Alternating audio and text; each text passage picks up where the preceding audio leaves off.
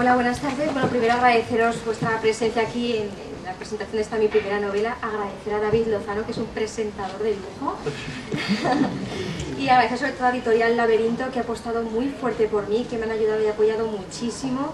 Y desde aquí, bueno, les agradezco porque sin ellos el violín negro no sería una realidad y no estaría hoy aquí. Bueno, tampoco me gustaría desvelaros nada de la trama del violín negro porque sería, vamos... Pero sí que me gustaría hablaros del origen, de cómo surgió esta historia y de cómo surgió el origen de la escritura de esta novela. Surgió todo en París, pues en uno de mis últimos viajes, como bien ha dicho David, pues a mí también es una ciudad que me apasiona, es una ciudad que me encanta, la visito lo más frecuentemente que puedo. Su historia, su arte, su cultura, su literatura, absolutamente todo. Y fue allí que quedé con una amiga norteamericana con la que compartíamos esta misma afición por el fantasma de la ópera. Y quedamos justo además en la Ópera Garnier, que bueno, para nosotras es un sitio absolutamente simbólico, que es donde ocurren además los hechos de la obra original del fantasma de la ópera. Y se la estuve enseñando más por dentro, con todos sus secretos, sus detalles, arquitectura, etc. Y me comentó que con todos mis conocimientos sobre el fantasma de la ópera, ¿por qué no escribía mi propia novela? Y la idea, la verdad es que me gustó muchísimo, empecé a pensar la trama, el guión, hasta que por fin me sentí preparada para hacerlo y me decidí a escribirlo. Ella conocía mucho mi investigación y os voy a decir por qué. A los 13 años fue cuando descubrí el fantasma de la ópera, tras haber leído pues, a muchos autores como Víctor Hugo y tal, que fue... Bueno, Víctor Hugo fue el que me enseñó a amar la literatura y a partir de ese momento pues leí autores muy clásicos y Gastón Leroux cayó en mis manos con esta obra. Y la verdad es que me apasionó. Era una historia trágica, con un final amoroso muy trágico, la psicología del personaje, un personaje deforme de nacimiento que tiene que estar recluido en los laberintos de la Ópera Garnier, que incluso la leyenda cuenta que fue él mismo quien los construyó, recluido de la sociedad, apartado de la luz, de la vida, del amor, etc. Y bueno, es una historia que me apasionó bastante y empecé a investigar un poco sobre ella, la posible realidad dentro del mito. Y descubrí cosas verdaderamente fascinantes. Estuve además en las diferentes bibliotecas de París, la biblioteca Mitterrand, que es la nueva, la biblioteca Richelieu, que es la más donde pude encontrar los archivos de Leroux, sus manuscritos, me hizo muchísima alusión, sus obras, sus artículos de periódico, etc. Y sobre todo en la biblioteca de la ópera, donde solamente se puede acceder con un permiso especial, una tarjetita especial de investigador oficial, es muy impresionante, pero bueno, pude acceder, ver documentos, diarios de los directores de aquella época, fotografías de la construcción de la ópera, fue realmente emocionante. Sobre todo también con la investigación, comentaros que conocí en uno de estos viajes a una descendiente de Gastón Leroux, a la bisnieta, que se llama además Véronique, y tiene un pequeño restaurante en Montmartre, arriba en el norte de París. Y el restaurante, pues como podéis comprender, está basado en Gastón Leroux, su bisabuelo, y tiene pues retratos, cuadros, sus obras, incluso pequeñas figuritas, etc. Es una maravilla. Y estuve hablando con ella, le hice una entrevista para mi web, y me comentó que parece ser que esta leyenda está basada en tantos porcientos muy elevados en una realidad, es decir, posiblemente sí que hubiera un hombre con una deformidad importante viviendo en los subterráneos de la ópera que realmente se enamorase de una cara. Yo había leído en inglés algunas de las que en el mundo anglosajón se consideran secuelas, es decir, una especie como de segunda parte o de continuación a la novela de Gastón Leroux, y yo no quería caer en esto, al menos estrictamente. No quería que el fantasma tuviera hijos o siguiera con la relación de Christine, porque en fin, era un amor muy bonito, pero al fin y al cabo no correspondido. No quería tampoco pues, que se enamorase de alguna bailarina o que viajase a Estados Unidos o viajase por Europa, sino que siguiera una vida normal, porque para mí era romper y fracturar la historia y la leyenda, la esencia de la leyenda.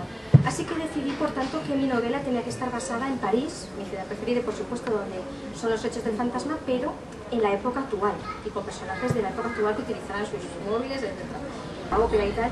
Y parece ser, según la leyenda, que el fantasma de la ópera fue contratado por el arquitecto de la ópera y aprovechó ese contrato para diseñar a su antojo la ópera, diseñar su morada, que iban a ser los laberintos, completamente pues, lejos de la sociedad, una morada donde él pudiera retirarse a su música y a su amor por la belleza. Y también os puedo contar dentro de estos hechos reales que hay en la novela una sociedad secreta a la que pertenecía Gastón Leroux. Esta sociedad secreta es cierta, no es ninguna fantasía, ninguna ficción que yo haya podido inventarme. Además me lo comunicó un amigo mío que es un escritor también parisino, es filósofo y tal, y me comentó que como está haciendo una novela, dice, quizás esto te puede interesar, y me comentó que Gastón Leroux pertenece a la sociedad secreta literaria, junto con otros autores franceses como Théophile Gautier o Maurice Leblanc, y que se reunía, seguro que os sonará, en un café parisino que se llama El Gato Negro, Le Chat Noir, seguro que lo habéis visto en muchísimos postales, hay un gato negro y tal. Se reunían ahí pues para hablar, no era ningún tipo de secta ni masónica ni nada por el estilo, se reunían para hablar pues de sus libros preferidos y sobre todo para comentar cómo encriptar ellos sus propias novelas. Y ahí entra al juego un tema que también he puesto, pero que os lo comento un poquito, que es el lenguaje de los pájaros. Parece ser que es un tipo de lenguaje que existió en esta sociedad y que es un lenguaje encriptado completamente y que está en todas sus novelas. No sé si habréis leído alguna vez El fantasma de la ópera en cualquier edición y habréis visto que hay partes que están completamente en cursiva y no se sabe por qué. Y yo empecé a investigar esto y dije, bueno, tiene que haber alguna razón para que todas las editoriales, en todas las ediciones, esté en cursiva. Y parece ser que está escrita en el lenguaje de los pájaros, un lenguaje que solamente los integrantes de esta sociedad y lectores muy amigos podían descifrar y podían entender. Por eso que esta sociedad, y os cuento un poquito, la he llamado Sociedad Hermes. Quizás hay un poco también la mitología que contaba David, porque Hermes era el mensajero de los dioses y les transmitía los mensajes en este código cifrado. No es un código de letras como Código Da Vinci o por el estilo, sino que es un código que solamente los iniciados a él pueden entenderlo, es una metáfora continua. Entonces tienes que tener una inteligencia y estar muy avanzado en esos temas para poder entender de qué va. Por supuesto, dentro también de la ficción, y como ha dicho David, está el romanticismo. No podía permitir que en El fantasma de la ópera el amor es la parte más importante. El amor que lucha contra la fealdad, que va más allá de la muerte, aunque no correspondido, pero aquí desde luego quería también ponerlo porque era una parte muy importante, el amor entre los dos protagonistas. Ya se verá, desde luego tenéis que leerla para ver cómo termina, no os puedo contar nada más porque incluso en esa parte romántica pues hay un desenlace muy inesperado. Bueno, no me quiero extender mucho. Para terminar, me gustaría decir el porqué y la finalidad de esta novela. Quería sobre todo revitalizar la historia del fantasma de la ópera. Me parecía que era una leyenda y una novela que se había quedado anquilosada en el tiempo y que realmente es una novela que me apasiona, es una leyenda maravillosa, estupenda, y no quería que se perdiera en el tiempo. Además, últimamente ha habido muchos remakes y películas con el boom este vampírico, de Drácula, de Frankenstein, del hombre lobo, etc.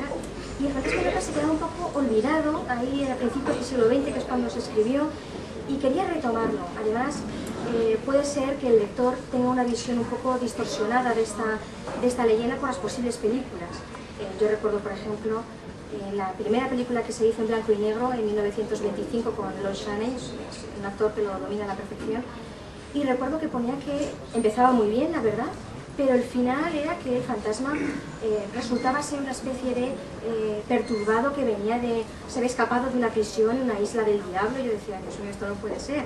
Otra película en la que el pobre no era deformado de nacimiento, sino que le arrojaban ácido a la cara por una venganza.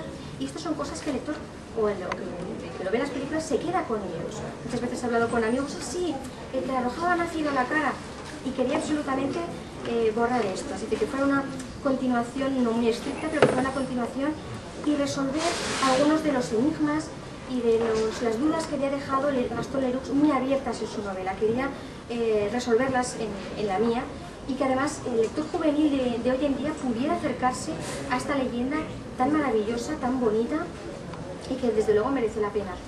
Y ya por último, bueno, desearos desde luego que os guste. Yo he puesto todo mi empeño, todo mi entusiasmo y amor por esta novela. Todo mi amor por el fantasma se ve reflejado en ella.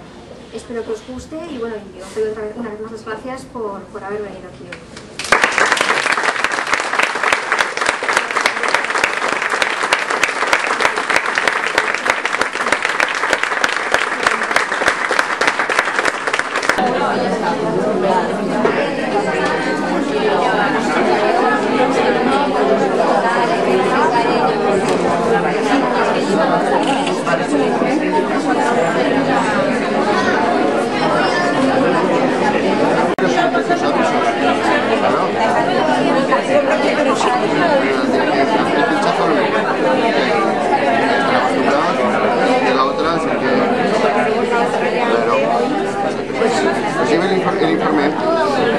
solamente